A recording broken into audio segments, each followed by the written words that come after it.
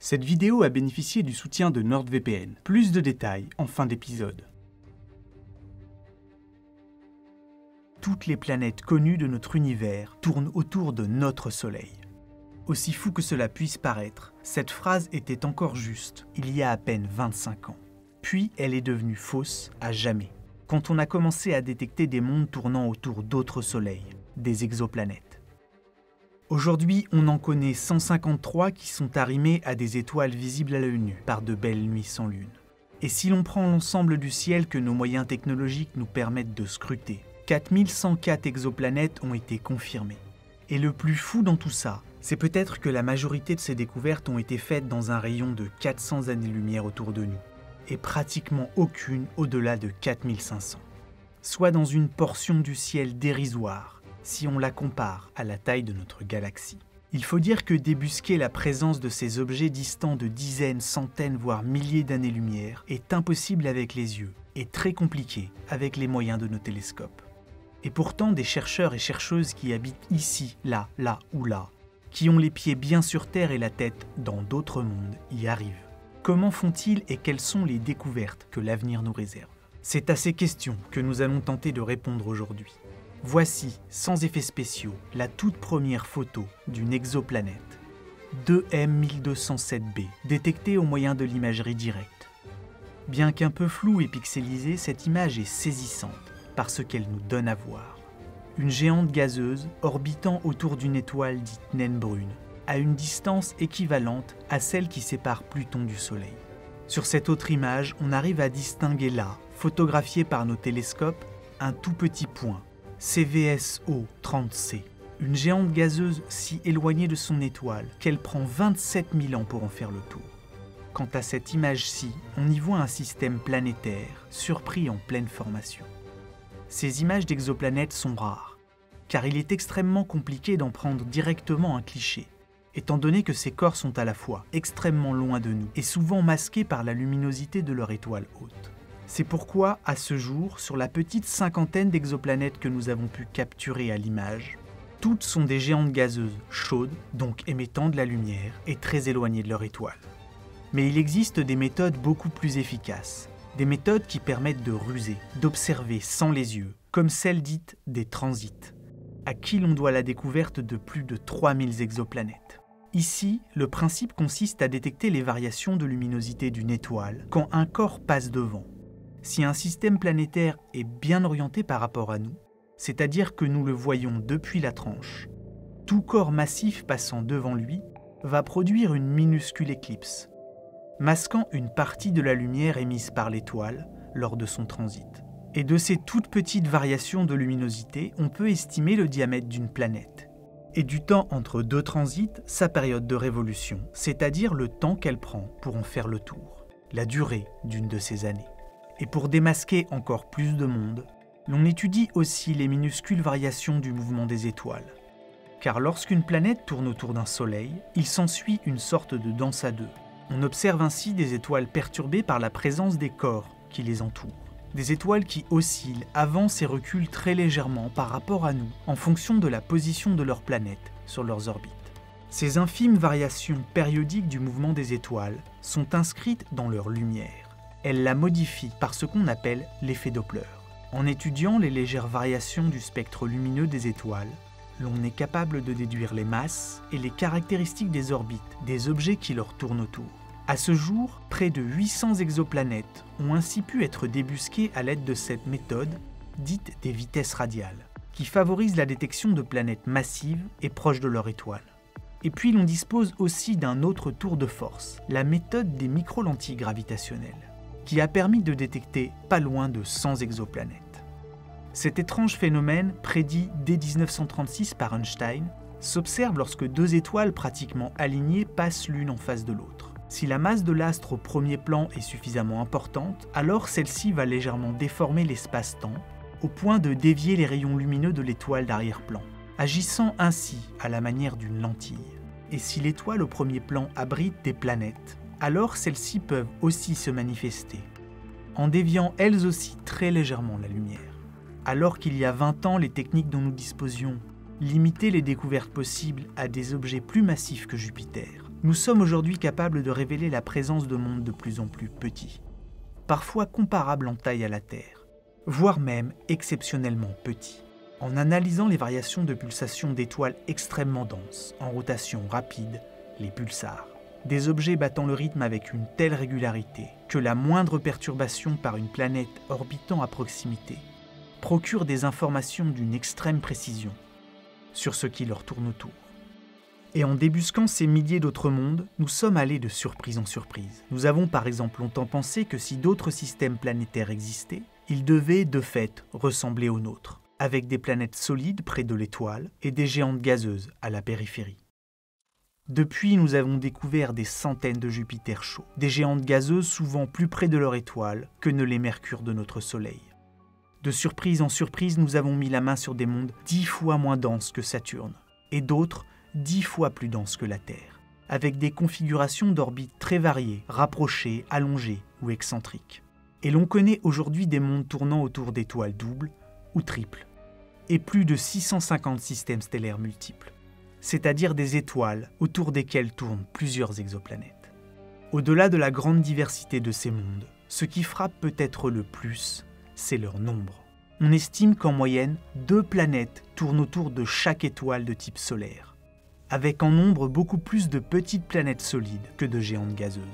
Des proportions qui donnent potentiellement des dizaines de milliards de planètes dans notre seule galaxie. Et devant tous ces possibles se pose très vite la question, y a-t-il de la vie ailleurs ? On connaît à ce jour une cinquantaine d'exoplanètes situées dans ce qu'on appelle la zone habitable, c'est-à-dire une région autour de leur étoile où les conditions sont réunies pour qu'à la surface, la présence de l'eau à l'état liquide soit possible. Parmi elles, 20 ont une taille comparable à la Terre, une à celle de Mars et quelques 35 sont des super-Terres. Toutes orbitent autour d'étoiles dites naines rouges, jaunes ou oranges. Alors, quelle fraction de ces planètes ont réellement de l'eau à l'état liquide à leur surface ? Eh bien, le problème, c'est que c'est très difficile à dire. Car même si nous sommes capables d'estimer, en fonction de leur masse et distance à l'étoile, si ces exoplanètes sont solides ou gazeuses, il est extrêmement difficile d'obtenir des informations sur la composition de leur atmosphère. Et nous en sommes souvent réduits à jouer avec les si et les peut-être. Pour l'illustrer, prenons l'exemple de Kepler 186f, la première exoplanète de type terrestre découverte dans une zone habitable.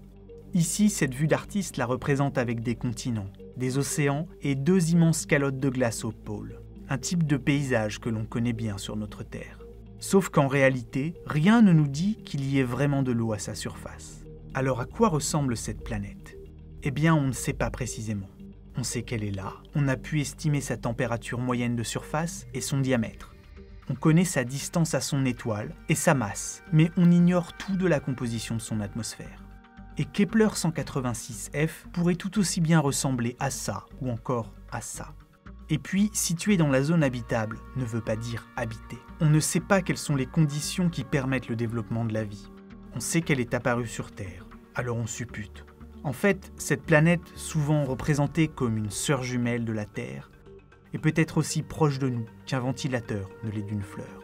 Mais ne boudons pas le plaisir de spéculer. C'est ce que semble dire David Argumi, qui s'amuse ici à représenter un des possibles paysages de Kepler 186f, sous la forme d'un monde qui, en proie à une activité volcanique continue, est perpétuellement voilé par des nuages sombres. L'artiste imagine ici que des pluies de cendres et de magnétite ont fini par former, en se déposant pendant des centaines d'années, d'étranges roches arc-boutées. Plausible ? À discuter. Inspirant ? Sûrement. Mais quittons ce monde imaginaire inhospitalier pour prendre la direction d'une exoplanète, elle aussi gouvernée par les si et les peut-être, et qui pourrait bien prendre la forme d'une super-Terre de type océan. Kepler 22b est situé dans la zone habitable d'une étoile semblable au Soleil. C'est un corps dont on connaît le rayon, environ 2 fois plus large que notre planète. Mais le souci, c'est que la masse de cette exoplanète demeure indéterminée. On la sait comprise quelque part entre 124 et 35 fois celle de notre Terre. Ainsi, Kepler 22b pourrait tout aussi bien s'avérer être une petite planète gazeuse ou une super-Terre très très massive. La seule chose que les modèles nous disent, c'est qu'un corps aussi lourd, quelle que soit sa nature, doit posséder une atmosphère suffisamment épaisse pour engendrer un effet de serre. Si elle est solide, les températures y sont peut-être clémentes, ou peut-être se sont-elles emballées, comme sur Vénus. Cela dépend de la composition de son atmosphère. Et la présence en quantité d'un élément plutôt qu'un autre en son sein peut totalement modifier son histoire, et donc son aspect. Y a-t-il ici dans l'air beaucoup de méthane, d'oxygène ou de l'acide sulfurique? On ne sait pas. Percer ces mystères, il faudrait que l'on puisse recueillir des informations sur son atmosphère en analysant la lumière qu'elle émet. Car lorsqu'une planète passe devant son étoile, les hautes couches de son atmosphère, en fonction des éléments qui s'y trouvent, absorbent certaines longueurs d'onde, tout en laissant passer d'autres. Avoir un jour accès à ces informations serait comme ouvrir une boîte au trésor. Une boîte au trésor pouvant peut-être même contenir les traces, la signature d'une activité biologique. Mais c'est une autre histoire. Pour l'heure, Kepler 22b étant situé à quelques 620 années-lumière de nous, cela reste mission impossible. Heureusement, l'on connaît bon nombre d'exoplanètes potentiellement habitables qui se situent dans un voisinage relativement proche. La plus connue d'entre elles étant Proxima b, qui se trouve dans la zone habitable du système Alphae Proxima du Centaure, situé à seulement 4,2 années-lumière. On ne peut pas faire plus proche. Pourtant, ici, aussi l'incertitude, les peut-être et les si sont encore bien présents. Au vu de la masse de Proxima b et de la nature de l'étoile autour de laquelle elle tourne, plusieurs hypothèses existent. Dans l'un des scénarios plausibles, Proxima b se retrouve constituée pour 2/3 d'un noyau métallique et recouverte d'un manteau de roche, lui donnant à peu de choses près la taille de la Terre. Dans un autre scénario, la planète, toujours dotée de la même masse, serait composée à 50% d'eau, ce qui ferait d'elle une planète océan, 1,5 fois plus large que la Terre, recouverte d'un océan liquide et par endroits d'une épaisse banquise. Sauf que l'épaisseur de cette couche de glace et sa répartition dépend de la façon dont l'exoplanète tourne. Car étant 20 fois plus proche de son étoile que nous le sommes du Soleil, Proxima b pourrait bien avoir atteint un état de rotation synchrone et ainsi présenter toujours la même face à son étoile hôte. Et pour trancher entre ces deux scénarios, il faudrait connaître le rayon de la planète. À noter que dans les deux cas, une fine atmosphère gazeuse pourrait envelopper Proxima b et la rendre ainsi potentiellement habitable. Mais une seule chose est certaine, il y a là un monde solide, excitant, et quelle que soit sa nature, posé à sa surface, on doit pouvoir jouir d'un ciel étonnant, doté de 3 soleils. Avec Proxima du Centaure, 3 fois plus grande dans le ciel que notre soleil vu depuis la Terre, accompagné du couple d'étoiles Alpha et Bêta du Centaure. Un monde à 3 soleils, avec peut-être de l'eau liquide, ou pas. Serons-nous un jour capables de lever le voile sur ces incertitudes, voire littéralement prendre la surface de ce monde en photo? Pour cela, 2 solutions. Soit on reste ici avec de gros télescopes, ou alors on y va. Pour s'y rendre, pour parcourir les 4,2 années-lumière qui nous en séparent, un hypothétique vaisseau se déplaçant, disons, à la vitesse de 17 km par seconde qu'a actuellement la sonde Voyager 1, prendrait 80 000 ans. Si nous souhaitons obtenir une image détaillée de sa surface sans se déplacer, il faudrait disposer d'un hypertélescope spatial constitué de milliers de petits miroirs qui reliés entre eux en formeraient un gigantesque de 100 km de diamètre, ce que nous sommes encore très loin de savoir fabriquer aujourd'hui. Proxima b a beau être l'étoile la plus proche de nous, dans l'espace, le voisin de palier, ce n'est jamais la porte à côté. Mais il existe un projet en gestation, dont l'objectif est d'y envoyer d'ici la fin du siècle des nanosatellites équipés de voiles solaires et propulsés à 1/5 de la vitesse de la lumière par des antennes radars situées au sol. Si un tel projet voyait le jour, les microsondes n'atteindraient Proxima b qu'après 20 ans de trajet. Il ne resterait ensuite plus qu'à patienter un peu plus de 4 ans, le temps pour l'information de nous parvenir.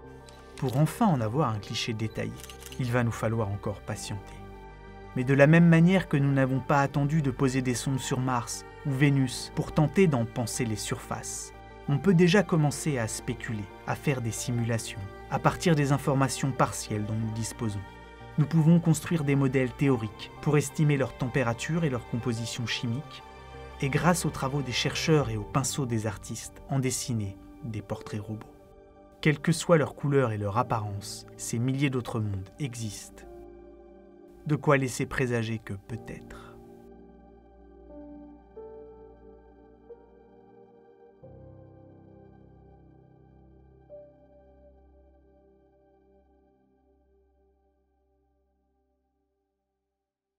Il existe sur notre planète un monde où l'on trouve de tout. C'est celui d'Internet, qui héberge le pire comme le meilleur. Et pour pouvoir naviguer sur les réseaux publics en toute sécurité, loin des regards indiscrets, il faut chiffrer et sécuriser ses données. Pour ainsi pouvoir se promener en toute liberté sur le net, les réseaux sociaux et avoir un accès sécurisé aux sites de streaming, où que vous soyez, du moment que vous êtes sur Terre. Vous pouvez accéder au Netflix USA, coréen, japonais. Tout ça, tranquille ou bilou, sans laisser de traces ou de plumes et avec jusqu'à 6 appareils connectés avec un seul compte. Et tout ça, c'est sur NordVPN. Il vous propose actuellement moins 70% avec des abonnements à 3,17 € par mois. Avec en bonus un mois offert si vous vous rendez sur nordvpn.com/baladementale en utilisant le code d'accès baladementale. En plus, on trouve même incorporé un bloqueur de malware et de pub. À l'exception de celle-ci.